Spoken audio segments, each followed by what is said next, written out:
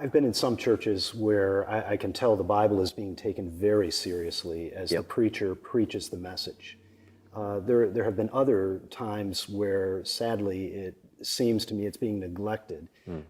For you, what are some of the marks of the sermon? What does the sermon look like that is taking the Bible seriously?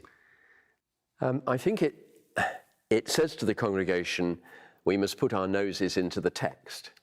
Whether they have the text open in a Bible form, whether it's up on an overhead projector, whether it's printed on a service sheet, but the words need to be seen by the people, the words of God. It's not an intellectual exercise, but it is an exercise in God communicating his truth to us. The mind needs to be engaged, but also the heart and the will.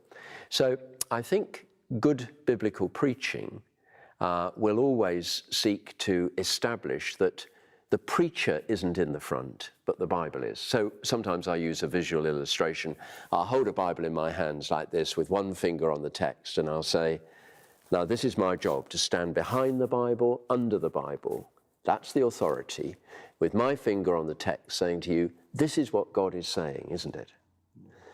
But then to contrast that, I sometimes pick up the Bible and put it behind my head and say a lot of preaching can be like this. Little bits of the Bible appear occasionally, but actually it's more about the preacher than the Bible. And that, I think, is dangerous, because the word of the preacher will last for a few minutes if he's done a good job, but the word of the Lord endures forever. And so if you're preaching and teaching the word of God, you're laying down eternal foundations, which if the Bible is not in the driving seat, that doesn't happen in the preaching. And then the church is far weaker than it need be.